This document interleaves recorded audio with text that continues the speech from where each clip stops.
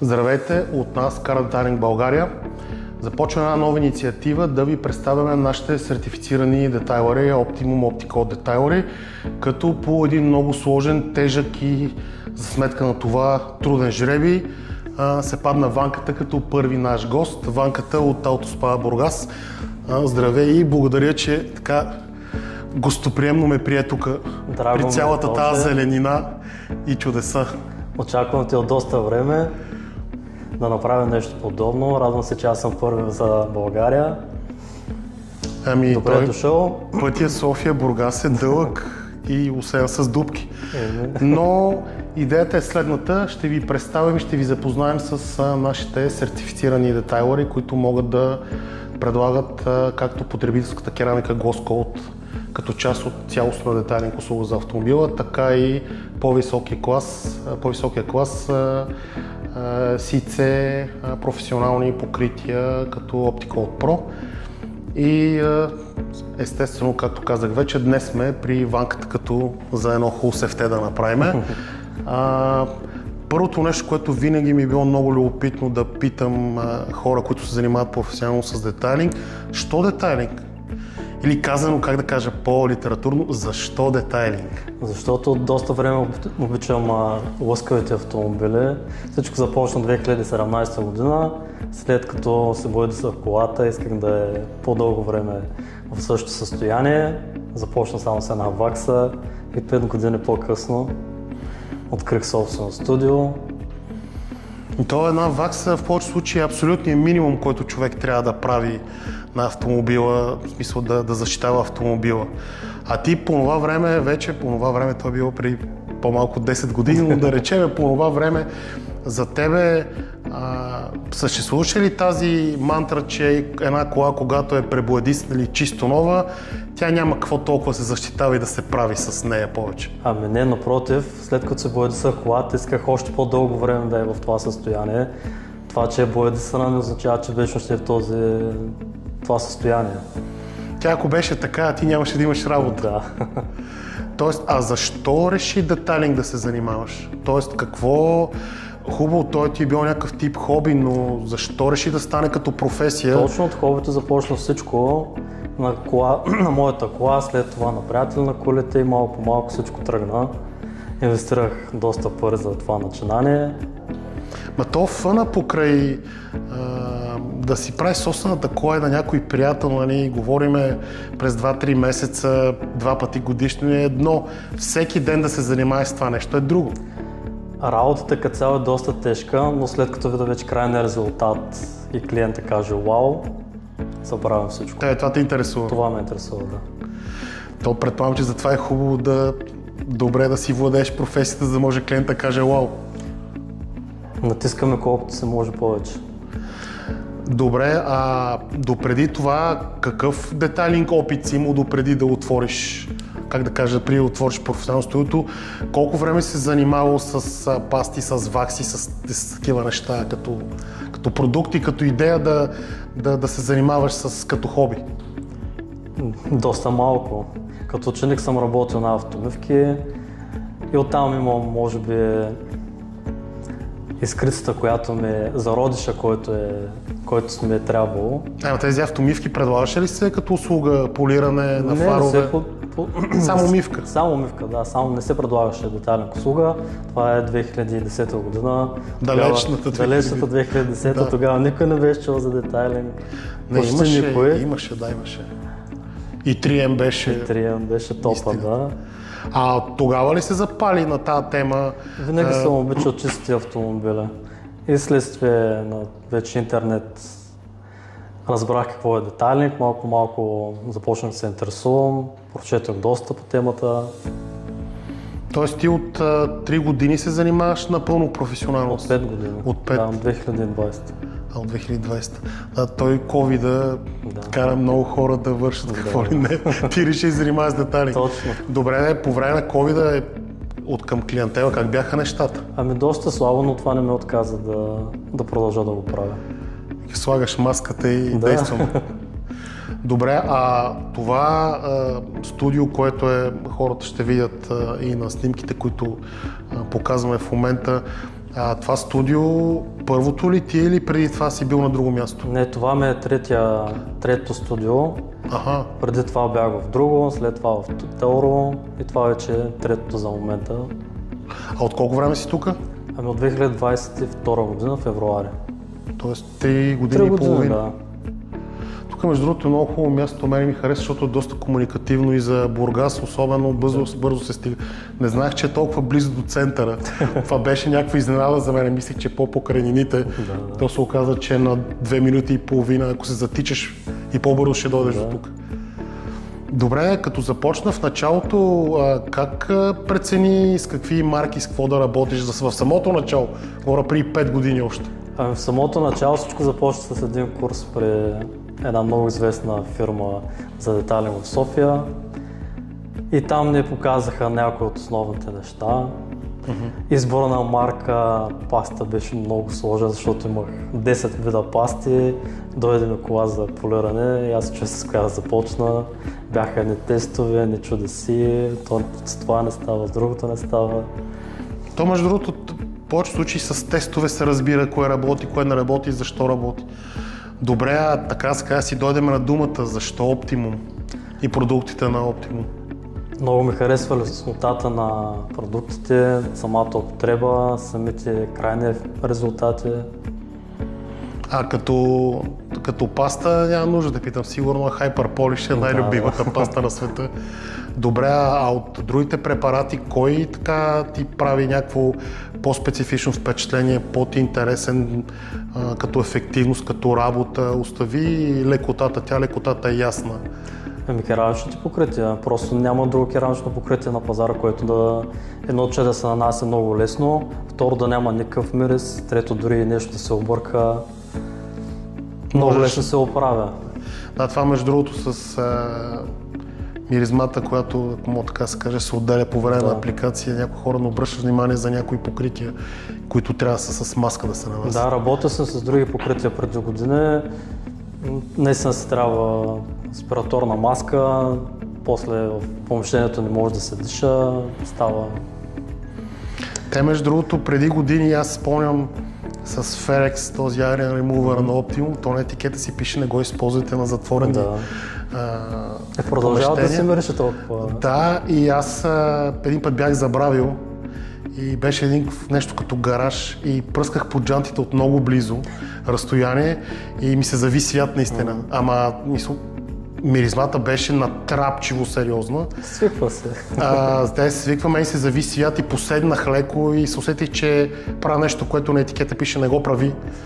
Така че, добре, керамиките окей, пастите окей, а от другите препарати някой да ти прави някое интересно впечатление? Продукта за кожа. Ти затова ли си го сложил така там до тебе да седи? Да, това си един от най-любимите продукти за кожа. Аз също много харесвам, между другото. И то не е само за кожа. Ако сте обърнали внимание, той върши работа за всичко, което не е плат. За целия интериор, да. На плат и на мокет не е много. Има вариант да останат петна даже. Добре, да ни разкажеш нещо интересно през годините като работа с клиенти, без да използваме имена, нали, и някакви такива по-конкретни насочващи неща, но някакви любопитни неща от работата с клиенти от Бургас, с автомобили, от Бургас и региона. Нещо интересно да ни споделиш? Най-интересното кола, която съм правил до момента е Maybach 222, последният модел на пазара. Тази кола, когато я видях за първи път, подходих с доста голямо внимание, респект и лека доза страх. Лаковото покритие, боята, керамично ли беше от тези по-новите лакове, които са или? Да, беше по-нов, но тази година го бях пребоядисали и вече не беше със същото... По-добре за тебе ми се струва. Да. Беше пребоядисан на някои детайли, вече лака не е както оригиналния. И? Интересно, смисъл? Работи се вече доста по-лесно. Тръскотините излизат с... Добре, а другите детайли, които бяха с оригиналния лак? Там също излизат, но с много повече внимание и повторения. И леко внимателно с лака, като се натисне. Добре, има ли някакво, как да кажа, Има ли някаква нервност при работата с толкова скъп автомобил, да не стане нещо, да няма някой проблем, да се появи пушък, примерно, от лака? Ти доста време работиш и да запалиш лак, предполагам, че ако поискаш да го направиш. Имаш ли някаква такава... Нервност винаги има. Винаги? Сценична треска? На такава скъпа кола. Ти имаш предвид конкретно за тази кола? Да, за Майбаха говорим, да. Там вниманието беше не на 100%, на 1100. Но се получи, клиентът се получи колата в доста адекватно състояние. Хареса му? Хареса му, да. А не керамики, имаше, да, керамик коутинг, да. Всичко се намаза. Ясно, добре. Идвало ли е скоро, примерно за поддръжки, някакви такива неща, да си е видял как изглежда? Тя всяка година се тя всяка година се прави? Да. Това, между другото, има, поне в Западна Европа и в Щатите го правят, има хора, които просто искат всяка година колата да им се прави, да е вечно свеж. Да, така, както има един лав, има пари, огажда се. Да, ако човек с Майбах няма пари да си огажда за това нещо. Добре, хора предимно от Бургас ли идват, от региона ли идват при теб, от други части на България? Предимно от Бургас, имам няколко клиента и от Пловдив. Но... Виж, София е по-близо. Има повече детайлери. Да. Ама идват при теб. Те ми идват при мен, да. Лятото по морето, остават се тук колата на спа и те също отиват на спа. Всички са доволни, идват самото си колата. Да, то го има на табелка, го пише, да. То е много хитро, идваш за 7 дни, оставаш си колата при ванката. Ако не се лъжа, това може да се води като интересен вариант за алтернативен паркинг. Да. Оставаш си колата, има и паркинг и всичко. Хем се грижат за нея, правят по-красива, по-лъскава, по-защитена и седи на сигурно, закрито. Дори някой ден да се забавят, ако продължи по-дълго време почивката, колата също може да остане тук, така че не е никакъв проблем. Това е много хитро. Като се сметне колко пари са паркингите по курортите, той може да излезне... Долу-горе 50 на 50. Да, горе половината от стойността на услугата може да отиде в паркинг еквивалент. Добре, коя е, ако си спомняш, най-ефтината или някоя много ефтина кола, която са ти докарали да я направиш, едва ли не детайлен услугата да е струвала 30% от стойността на колата или нещо такова?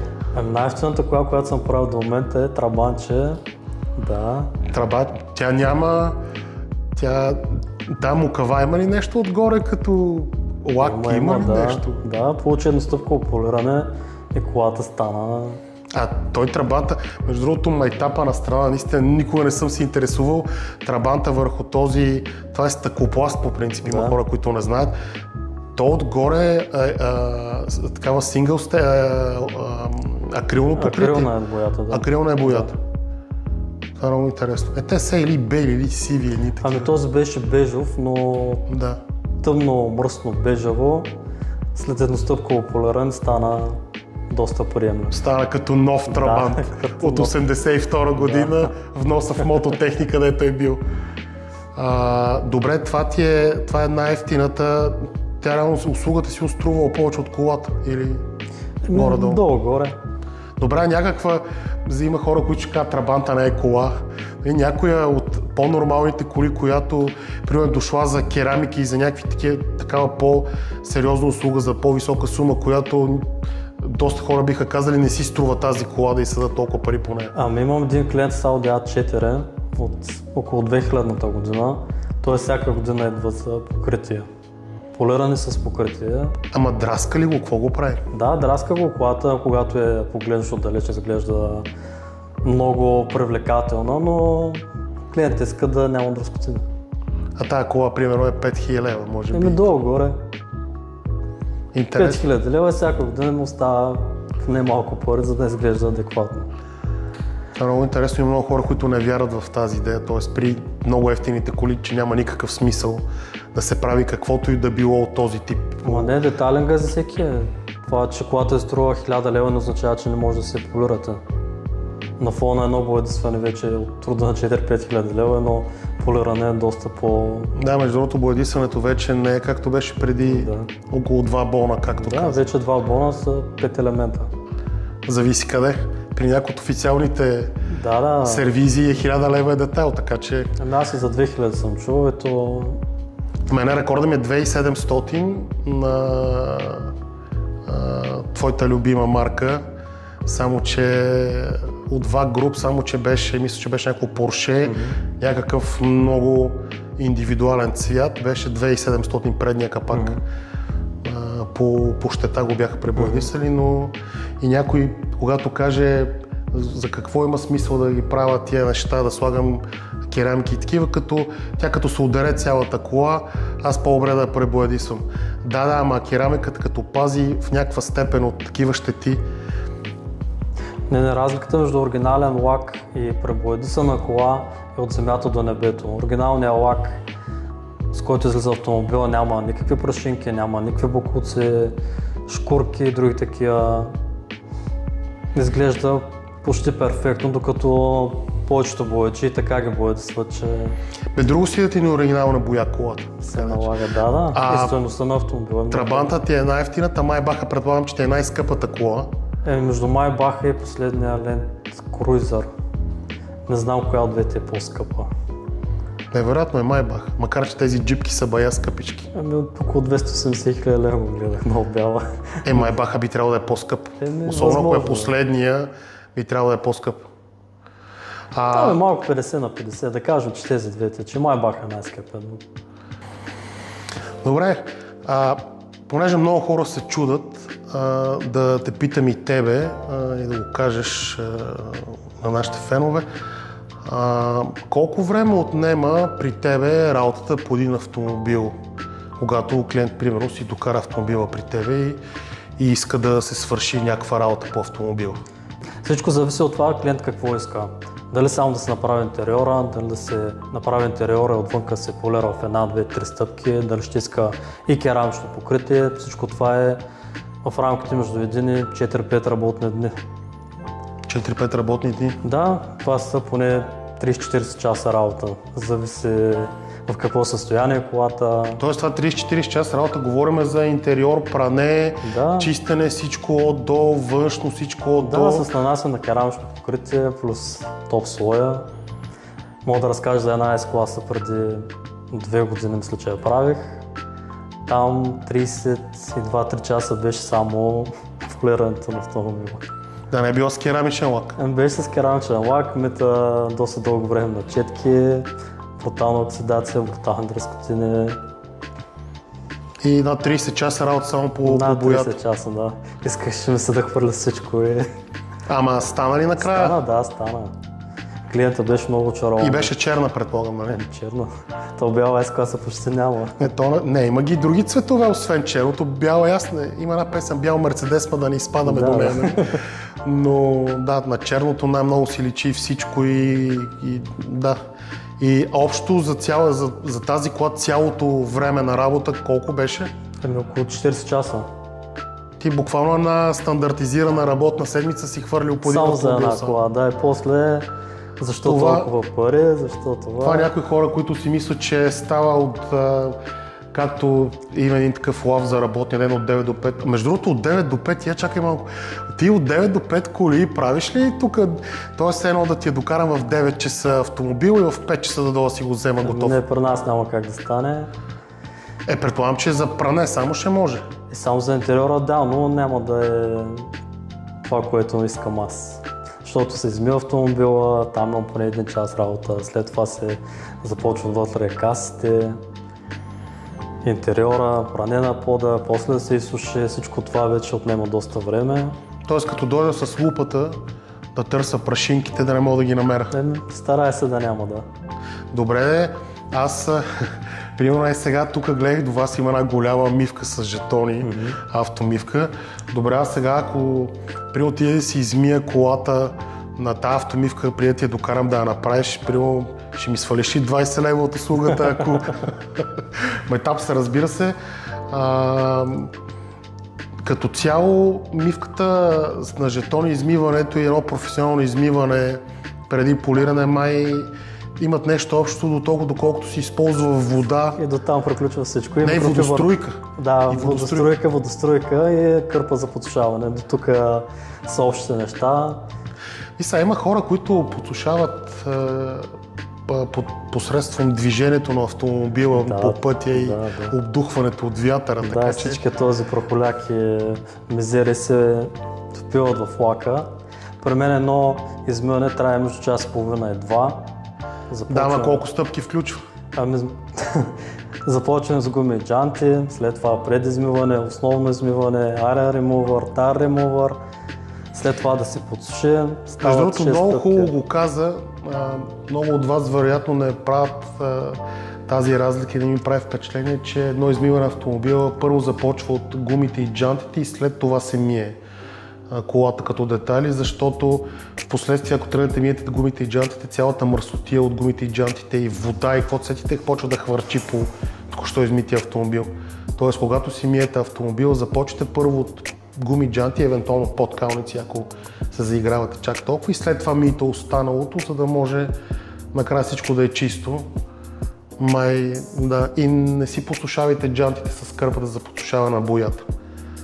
Защото все пак има прах от накладки. Както и касите.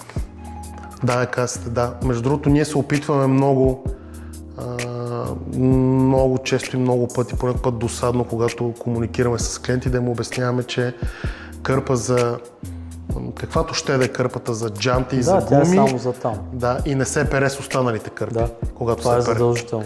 И кърпата за подсушаване на автомобила е само за подсушаване на автомобила и за нищо друго. Може да бършите прозореца с нея, но не да си бършите броните отдолу на колата. Което ти примерно не правиш, предполагам, нали? Ти това не го правиш, да. Добре, значи 40 часа ти е най-дългото време, което се е случвало. Много ми е любопитно, имаш ли клиенти, интересуват ли се от тъй наречената поддръжка на автомобила, в смисъл такъв, че след като колата е направена перфектна да изглежда, т.е. най-доброто състояние откакто е нова, има нанесено керамично покритие върху нея, лъснато е, перфектна е и в последствие клиента по една друга причина не може идеално да се грижи за нея или пък примерно не иска. Да. Предлагаш ли го като вариант някой, ако желая на някакъв период да идва при тебе, примерно за такова детайлно почистване, което, както разбраха, няма нищо общо с измиването на мивка? Да, предлагаме го като услуга, но след като се изкоментира предварително. Не става така да ми се обадите от днеска за утре, всичко е със записани часове. А все пак не си автомивка, нали? Да, не съм автомивка, потока от колен не е както на автомивка, както и времето. Пожелавам ти скоро да стане почти като на автомивка, за да разшириш студиото, да имаш нужда и от повече работници, така да работят за теб, ти само да пиеш кафе и да ги гледаш. Много трудно. Тоест има вариант на някаква, примерно на месечна база на 2, 3, 5, 6 месеца. Да, няма никакви проблеми, да. След предварително записване, оговаряме се, правим колата. А това какво би включвало като измиване, да нася на вакс и някакви такива работи? Да. Интериор? Интериорно почистване по желание на клиента. Тоест, да речем нещо като нормално измиване, професионално VIP измиване, ама истинско не като на повечето автомивки, които... Да, с качествените препарати на Optimum. Добре. Да кажем, че това по никакъв начин не сме искали, нали, да го чуваме, но пък е прав човека. Сега, когато фактите говорят и ние с тебе мълчиме. Добре, имал ли си, преди малко като заговорихме за клиентите, забравих да те питам, имал ли си такива клиенти, които до последно са се съмнявали, че оставяйки автомобил, който не изглежда, да го наречем малко неугледен, примерно ефекта няма да е кой знае какъв. Тоест оставят ти го, да, разбрали сме се, да, ще стане много добре, обаче да им личи, че реално погледнато не съм много сигурни какво ще стане, като дойдат, като си видят колата и да буквално да припаднат от удоволствие. Виждал съм клиенти, които ми плащат с най-широката усмивка, която съм виждал някога на лицата им. Това за мен означава, че съм си свършил добре работата. Доста от клиентите са си така доволни. След като се видят колата, за такава ситуация да не са били сигурни, че ще стане нещо, тя да стане. Не да не са сигурни, ми просто да така по-български малко менталитет, така как да кажа, най-вероятно ще е хубаво, обаче, примерно, очакванията им да са много под. Питам те, защото през годините имало доста, ще направя един американски жест, детайлъри, много е популярен този жест, които за някаква минимална сума, малко над автомивка, предлагат на своите клиенти, че ще им направят колата перфектна, едва ли не. Тя изглежда по-добре, но е много далече от това, което говорим. За 2-3 измивания. Да, и на базата на това нещо има немалко хора в България, по нашата комуникация с клиенти, която имаме, които сами си работят по смисъл на хоби ниво си поддържат автомобилите. На нас поне ни се е случвало клиенти, които казват, аз не съм очаквал, че този препарат ще има такъв ефект. Аз съм очаквал, примерно, да си измия колата с онъра, да пръсна една вакса и тя да стане толкова лъскава. Никой не съм си мислил, че това може да се случи толкова лесно. Мисълта ми е тази предубеденост и ниски очаквания на базата на някакви предишни ситуации, впечатления. Затова те питам дали имал такъв тип клиент, който да е бил не много сигурен, ама... За полиране не, но за препаратите, като поводигна на въпрос, да, доста от хората, които са се купили онъра, продължават да го използват и са много доволни от самия препарат. Между другото, има все още хора, които са предубедени спрямо онъра възможностите.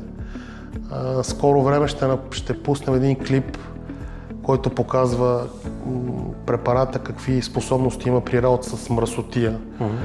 Там може да сме го правили това сравнение с тебе, да си го виждал с бурканите, с... Да, гледал съм го на клипа в американската форум. Да, те американците го направиха вече, според мен трябва да го направим на български. Той вече е сниман, ще издам малко.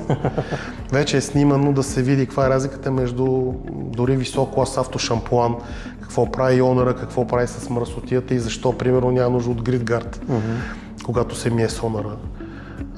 Тоест, интересно е, защото поне в София, където ние работиме повече, все още има хора, които са явно предубедени, че химия няма да работи толкова време. Може би пък те са излъгани повече от разните реклами по социалните мрежи за препаратчета по 20 лева, които правят чудеса. Да. Може би оттам идват нещата. То с тия препаратчета доста хора се съсипаха колите, да. С тези невероятни керамики, които се самонивелират. Добре, имаш ли потребители, които решават, т.е. не им се случва до момента, но след като им направиш колата, дали с керамики или без но мисълта ми вече изглежда много по-добре от до сега, да решават да започнат занапред да си поддържат сами колите, да си ги мият, има да ги поддържат. Да, доста от клиенти си купуват онъра, купуват с Power Clean, има и Big Red Sponge. Да, Big Red Sponge и започват сами да си мият колите, като видят колко лесно работи шампуана. Интересно, добре, супер. Май те изтормозих достатъчно, ми се струва. Чуда се какво друго мога да потормоза, ама може би ще го оставим за някакво по-бъдещо време, когато си натрупал още повече впечатления от Бургаския регион. Много ти благодаря за гостоприемството. За мен беше удоволствие. За кафето, което не се вижда на камера. Да не правим реклама. Да, много е хубаво кафето, да. Между другото, наистина има на чашката реклама, няма да я правим тази реклама. Благодаря ти наистина още веднъж и очаквайте следващите ни видеа за сертифицираните детайлъри на Optimum в България. До скоро!